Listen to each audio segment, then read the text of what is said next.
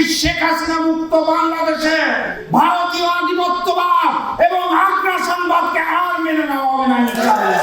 বাংলার মাটিতে শেখ হাসিনা, শেখ পরিবার এবং আওয়ামী লীগের রাজনীতি চিরতরে নিষিদ্ধ ঘোষণা করতে হবে। এই শিকল পরা ছল মোদের ওই শিকল পরা ছল, এই শিকল পরেই শিকল তোদের করবরে বিকল।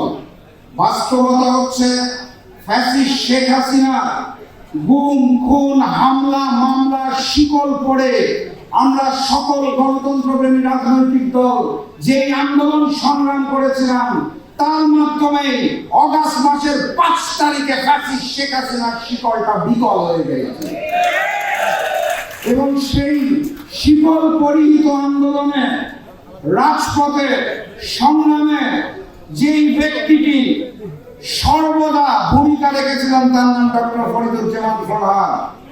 শুধুমাত্র তার নিজের দল নয়, জাতীয়তাবাদী সমমনা জোটকেও নেতৃত্ব দিয়ে ফ্যাসিস্ট শেখ হাসিনা বিরোধী এই আন্দোলন, সেই আন্দোলনকে নেতৃত্ব দিয়েছিলেন তিনি।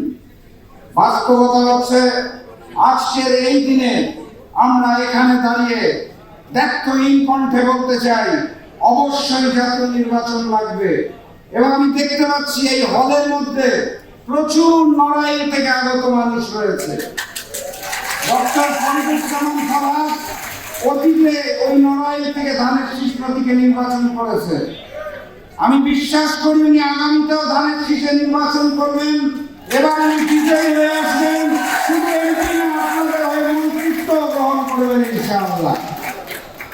কিন্তু আমি আমার জায়গা থেকে রাশেদ প্রধান জাকপা তো সর্বদা বঞ্চিত হয়, চিরবঞ্চিত শেষ বেলায়, এবং আমার কথাও কেউ পছন্দ করে না। সেই জায়গাটার থেকে বলতে চাই বাস্তবতা বড় কঠিন। ওই ভারতীয় আগ্রাসন এবং আধিপত্যবাদ বন্ধ হয় নাই, চারপাশের সীমান্ত থেকে পুশিং চলছে। আমরা স্পষ্ট ভাষায় জানিয়ে দিতে চাই ফ্যাসিস্ট শেখ হাসিনা মুক্ত বাংলাদেশে ভারতীয় আধিপত্যবাদ এবং আগ্রাসনবাদকে আর মেনে নেওয়া হবে না ইনশাআল্লাহ। বাংলার মাটিতে শেখ হাসিনা, শেখ পরিবার এবং আওয়ামী লীগের রাজনীতি চিরতরে নিষিদ্ধ ঘোষণা করতে হবে। আর এর মধ্যে নতুন করে উকি দিচ্ছে আমেরিকা, বন্দর নাকি নিয়ে যাবে তারা, মানবিক করিডোরের নামে নাকি তারা প্রবেশ করবে। স্পষ্ট ভাষায় জানিয়ে দিতে চাই ওই এক আল্লাহ ছাড়া কারো সামনে মাথা নত করি নাই।